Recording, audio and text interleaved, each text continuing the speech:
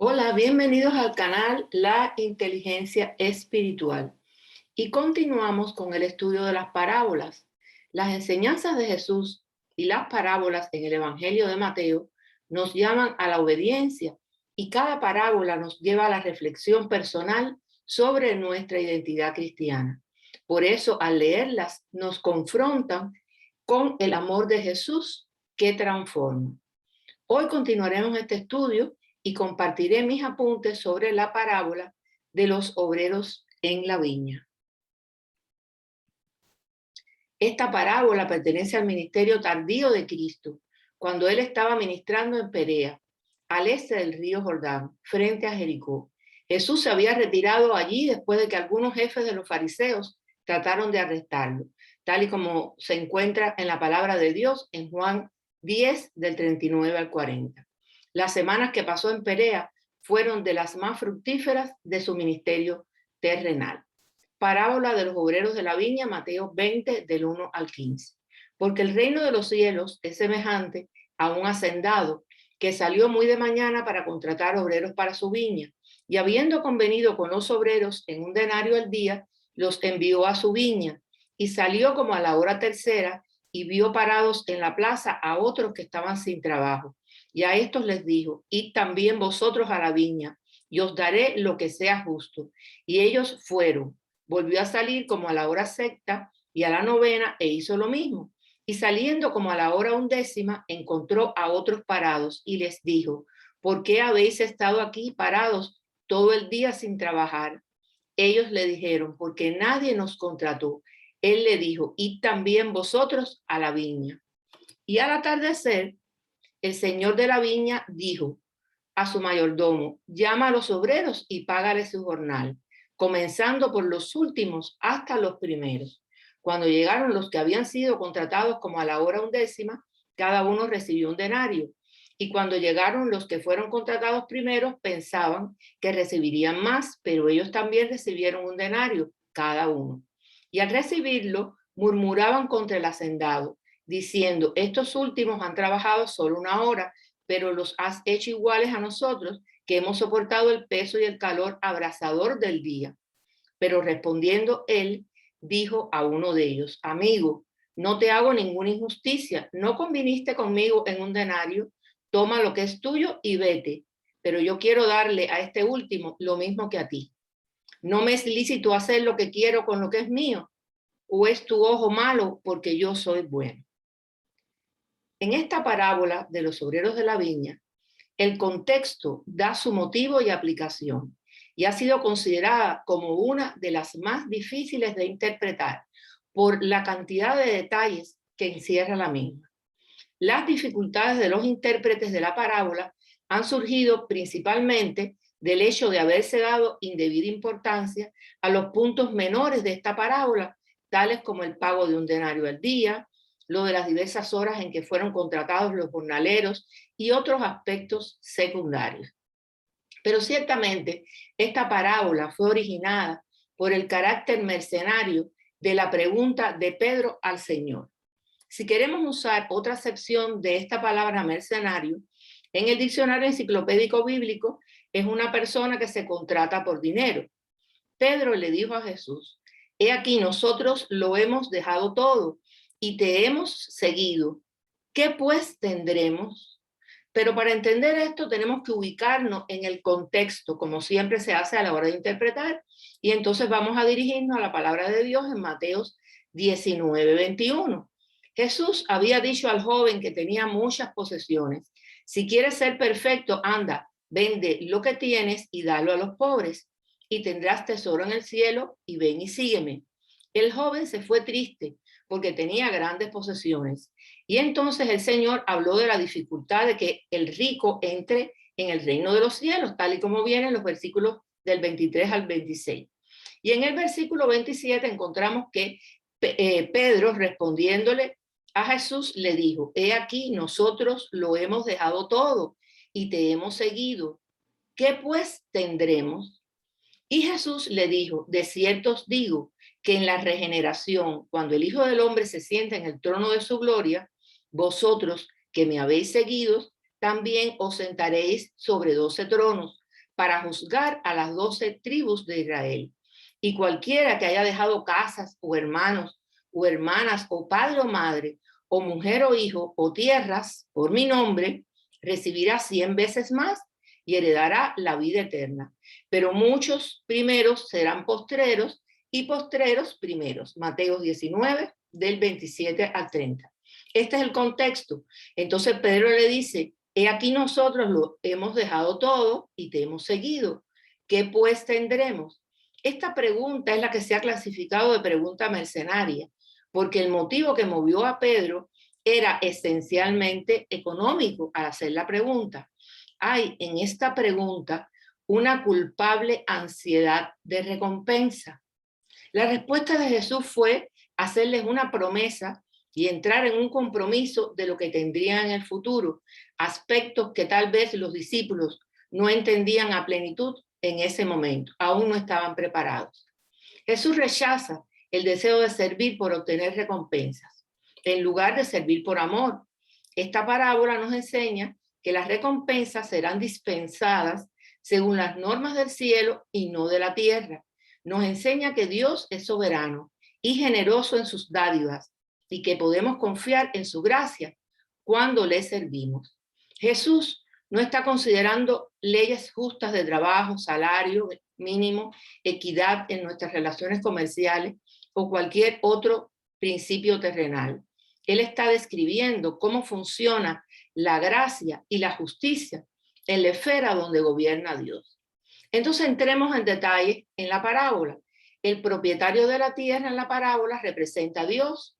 El viñedo es el reino, la esfera del gobierno de Dios. Los trabajadores son los creyentes, personas que entran en el servicio del rey. El día de trabajo es la vida, la noche es la eternidad. El mayordomo tal vez representa a Jesucristo. Y hay que hacer una aclaración porque en esta parábola la paga no es algo que los trabajadores se han ganado. No se les da a ellos como un salario mínimo en un intercambio justo por el trabajo realizado, porque sería demasiado para eso. Más bien representaba un don de gracia que supera la mejor recompensa que jamás podrían merecer cualquier día de trabajo. Todos recibieron lo mismo, a pesar de que llegaron en diferentes tiempos. Entonces, el problema surge por el orden de pagarle primero a los últimos. Ello despierta disgusto y expectativa de los que llegaron primero. La queja consistía en que aquellos que habían aportado menos recibirían igual pago. La parábola afirma que Dios es absolutamente soberano y generoso en sus dádivas. Aquellos que le servimos podemos confiar en su gracia. Esta parábola realza la humildad y el sacrificio. Son mandatos que nos dan instrucciones para ser siervos humildes en lugar de buscar protagonismo y poder, como de alguna manera le pasó a Pedro y a los discípulos. Todo el que entra en el reino recibe la abundancia plena de la gracia, la misericordia y el perdón de Dios.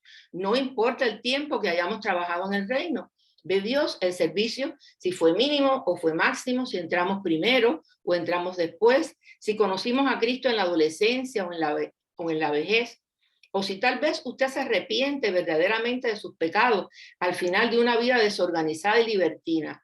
Cuando esta vida terrenal termina, si nos mantenemos en Cristo, vamos a estar con Cristo al igual que el ladrón de la cruz, tal y como viene en Lucas 23 del 39 al 43. Y uno de los malhechores que estaba colgado le injuriaba diciendo, si tú eres el Cristo, sálvate a ti mismo y a nosotros. Respondiendo el otro le reprendió diciendo, ni aún temes tú a Dios estando en la misma condenación. Nosotros, a la verdad, justamente padecemos, porque recibimos lo que merecieron nuestros hechos, mas este ningún mal hizo. Y dijo Jesús, acuérdate de mí cuando vengas en tu reino. Entonces Jesús le dijo, de cierto te digo que hoy estarás conmigo en el paraíso.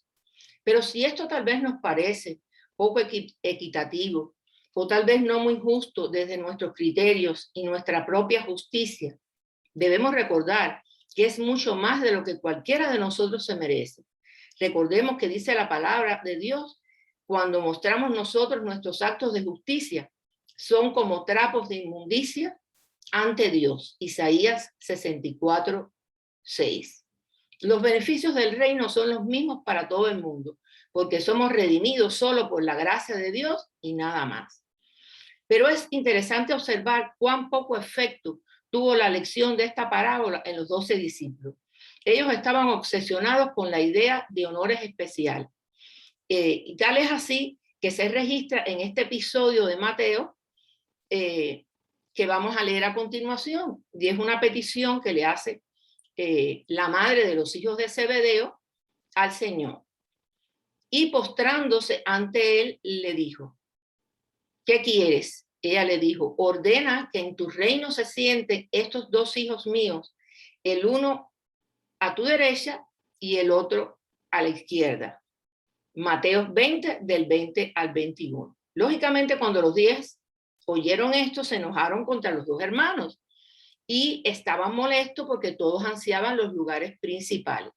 Y Jesús contestó, entre otras cosas, de esta forma: el sentarse a la derecha y a la izquierda no es mío darlo, sino aquellos para quienes está preparado por mi Padre. Es muy interesante el análisis de todos estos versículos y de esta parábola, porque muchos de los que han interpretado la parábola clasifican esta actitud de la madre de los hijos de Zebedeo como pretenciosa y vanidosa.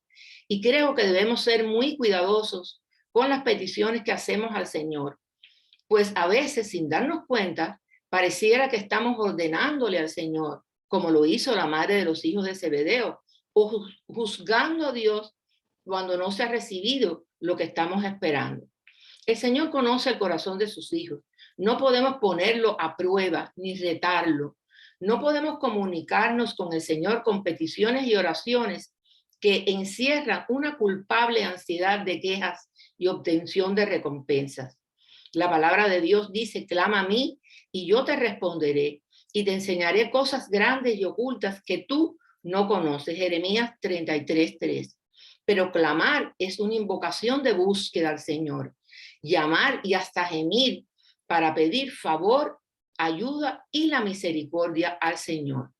Pidámosle al Espíritu Santo que nos ayude a orar y a interceder con entendimiento, tal y como dice la palabra de Dios en 1 Corintios 14:15. Esta parábola nos muestra que la verdadera grandeza se expresa en términos de servicio, y el mismo Jesús fue un ejemplo de esto con su muerte expiatoria. Jesús llama a sus discípulos y le dice, el que quiera hacerse grande entre vosotros será vuestro servidor. Mateos 20:26. Y el que quiera ser el primero entre vosotros será vuestro siervo. Jesús ofrece, por tanto, un modelo de servicio que él espera que sigan sus discípulos. Dios da la misma gracia abundante a todo el que sigue a Cristo. Publicanos, rameras, mendigos, ciegos, compartirán la misma vida eterna como aquellos que han servido toda su vida, aquellos que han predicado el evangelio a miles y aquellos que fueron martirizados por Cristo. Todos somos herederos de Dios y coherederos con Cristo y seremos glorificados juntamente. Romanos 8:17. Y existen bendiciones espirituales que están a nuestra disposición como hijos de Dios y que ya están dadas y proclamadas por el apóstol Pablo al inicio de la carta de Efesios. Alabado sea Dios Padre, nuestro Señor Jesucristo, quien nos ha bendecido en las regiones celestiales con toda bendición espiritual en Cristo. Efesios 1:3. Solo Jesús puede darnos acceso a estas bendiciones espirituales. Por eso nuestra salvación no está en nuestras propias acciones, sino que es un regalo de Dios en Cristo Jesús. Efesios 2, del 4 al 9. Las Escrituras sí indican que además de plena redención del pecado y la vida eterna, habrá diferentes recompensas que el Señor complace en dar a sus hijos por su fidelidad. Si permaneciere la obra de alguno que sobreedificó, recibirá recompensa. Si la obra de alguno se quemare, él sufrirá pérdida. Si bien él mismo será salvo, aunque así como por fuego. 1 Corintios 3, del 14 al 15. Las personas que en algún momento nos hemos quejado, porque todos nos quejamos y todos nos comparamos y protestamos y pensamos que Dios puede haber sido injusto cuando Él muestra la gracia a personas que tal vez pensamos que no se la merecen, simplemente no hemos entendido el principio de la gracia. La justicia plena significaría la muerte inmediata de todos los pecadores, porque recordemos que la paga del pecado es muerte. Romanos 6:23. Además, la gracia constituye la base de toda la relación de Dios con el hombre y de su obra a favor de él. Y por la justicia, que es el orden que Dios procura restablecer en su creación, todas las personas recibimos el beneficio de la vida con él. Los beneficios se distribuyen conforme a las necesidades. Los receptores de justicia son diversos grupos de necesitados. Estos grupos incluyen viudas, huérfanos, extranjeros, asalariados, pobres, prisioneros, esclavos y enfermos. Él es justo, su ley es justa y solo él puede hacer justo a los hombres. Por tanto, no tratemos de reflexionar sobre la gracia y la justicia de Dios según la lógica de este mundo, basada en nociones inmaduras, en la falsa equidad, en nuestras propias emociones y en nuestros falsos criterios terrenales del merecimiento. Nadie puede reclamarle algo a la misericordia de Dios. Él es perfectamente libre para dispensar su gracia como le parezca adecuado. Sustituyamos la pregunta que hizo Pedro: ¿qué me darán a mí? Como ¿qué haré yo, Señor? Recordemos, servimos al Señor por amor sin esperar recompensas. Las recompensas serán dispensadas según las normas del cielo y no de la tierra. Dios es soberano y generoso en sus dádivas. Confiemos y vivamos en su justicia y en su gracia. El Señor conoce nuestros corazones. Dejemos de quejarnos y de sentir envidia o celos por lo que otros recibieron. Recordemos que los celos y las envidias son obras de la carne. Tales cosas no heredarán el reino de Dios. Gálatas 5, del 19 al 21. Fortalezcamos la fraternidad. ¿Qué pues diremos? ¿Que hay injusticia en Dios? En ninguna manera, pues a Moisés dice: tendré misericordia del que yo tenga misericordia y me compadeceré del que yo me compadezca. Así que no depende del que quiere ni del que corre, sino de Dios que tiene misericordia. Romanos 9, del 14 al 33. Y sería todo por hoy. Y siempre te hago la cordial invitación de que si aún no conoces al Señor o has perdido el primer amor, es decir, que ya no tienes el fervor y el apasionado compromiso de antes porque apareció tal vez la rutina y la costumbre ha sustituido el amor intenso hacia el Señor, te invito a que hagas conmigo esta oración escritural. Dice la palabra de Dios: el que a mí viene, no les rechazo. Juan 6:37. Porque todo el que invoque el nombre del Señor será salvo. Romanos 10:13. También dice la palabra que si confesares con tu boca que Jesús es el Señor y creyeres en tu corazón que Dios lo levantó de los muertos, serás salvo. Porque con el corazón se cree para justicia, pero con la boca se confiesa para salvación. Romanos 10, del 9 al 10. Tras hacer esta oración, podemos asumirnos como hijos de Dios, pero siempre te invito a que le entregues tu mente y tu corazón para ser transformados bajo el divino amor del Señor. Bendiciones de lo alto.